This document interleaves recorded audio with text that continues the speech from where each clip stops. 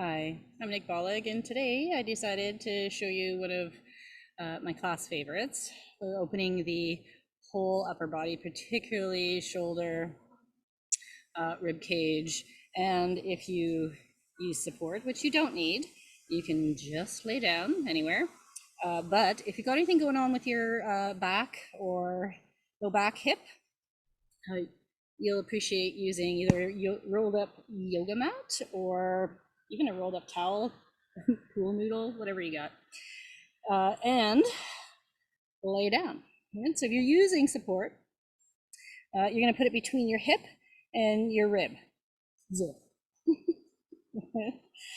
And as you lay down, just adjust your legs, knees bent to wherever they're comfortable. That lower half should stay still, shouldn't lift. And your head needs to also be supported, but you can just use your arm.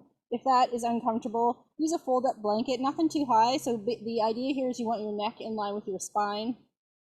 So not too high or low. Good?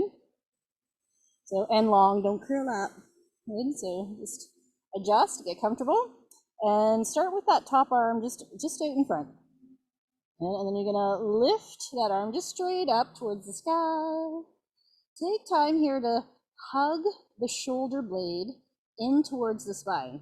Okay? So there's a hugging in. You're gonna keep that, and then don't let the arm drop, let the shoulder drop. Just to wherever any sensation is, no matter where it is, just stop and take a full breath in and out. Letting the shoulder sink towards the ground or whatever you're laying on as you exhale. Then you're going to come back. So we're after both that release where we end up and also the movement of the spine here. In. So, good rule of thumb is 3. I like that number for most things in repetition. Good. So it's important to keep that shoulder hugged in for a couple of reasons. First of all, if you have any shoulder injuries, issues, that'll keep it protected. Second of all, it'll keep your shoulder in alignment and prevent you from going around anything that you actually need to find. Take time to breathe, it's important. You can let the head turn with you or not, you can explore that. And there's a couple of arm positions you can also explore. The second one being a bent elbow. And so again, as you come up, you're gonna hug that shoulder in, keep it there, and let it drop back to wherever something tells you to pause and take a full breath. Letting the shoulder drop, sink. With the exhale. The inhale makes a space, the exhale, you sink into that space. Let's try one more here. Although any arm position that gets into your spots, you can spend however much time you feel you need. You can't overdo this one. The last one is circling. You can actually go right into it from this bent elbow position. I like to go down and around here. First, you're going to come up and around the body and let the arm drop again wherever it can. And most people hit those restricted places, like over that ear. You can even draw the hip down a little here, lengthen. Good. Basically let the shoulder drop as you're coming around, and you can get into all around like the armpit. Keep taking breaths. So you're pausing and breathing as you're circling wherever sensation allows you or tells you you should. Asking for attention. And so again, you might do 3. You could do more, especially if this is your side. If you're a side sleeper, when you sleep, that shoulder curls in generally, and of course anything repetitive creates that shortness in that area. Whatever you got going on, so just trust. If one side's got more going on, spend more time. Good. Now this side, before we switch, I'm going to say is the side where my hip and back are tighter. And so as I'm going around, I'm also paying attention to what's happening in that lengthening in this area. So it might not be the arm.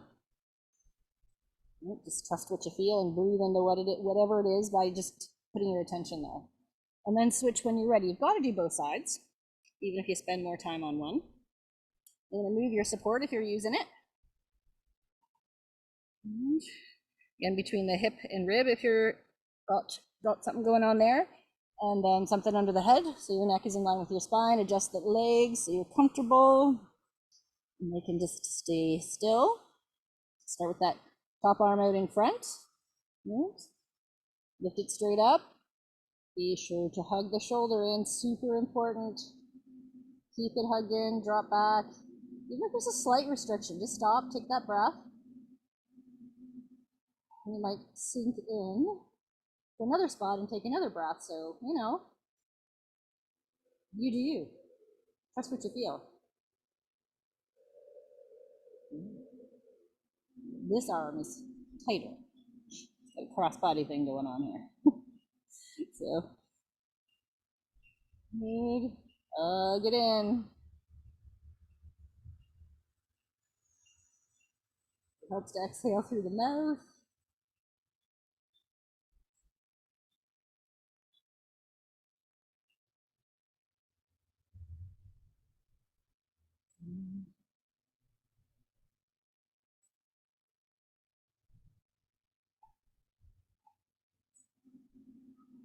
I'm getting this even down this arm, which is also a base that tends to need attention for me. And so just pay attention. And then explore your arm positions if you choose to. So that bent elbow, shoulder hugging in, and the shoulder dropping back. Legs stay still, adjust them if you need to. Breathe.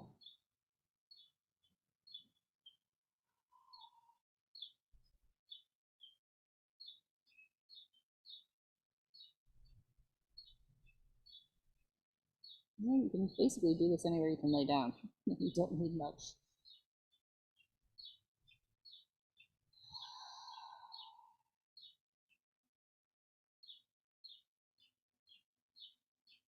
Good, and lastly, it's that circling, stopping and taking breaths all along the way.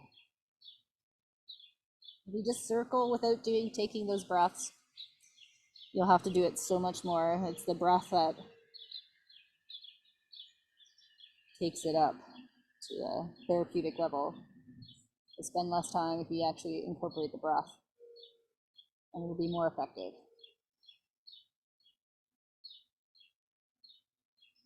And as you're rotating around in that circle, it's that not just moving the arm around, it's dropping that shoulder.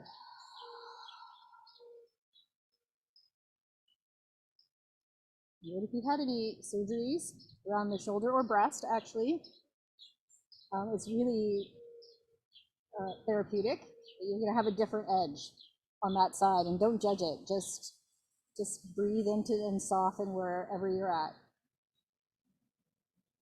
It's actually therapeutic for breast health because it helps to move all the lymph as well as open up any areas of holding. Lymphatic system requires movement. Actually, the whole body requires movement. When we sit still, we get achy and stiff. Though stillness sometimes is important too. So we're after a balance. You might rest now. Hopefully, feeling better. And you are. I do. And I hope I see you again soon.